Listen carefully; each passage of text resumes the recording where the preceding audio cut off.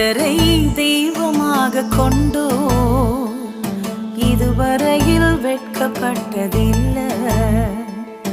அவரையே ஆதரவாய் கொண்டோ நடுவழியில் நின்று போவதில்லை.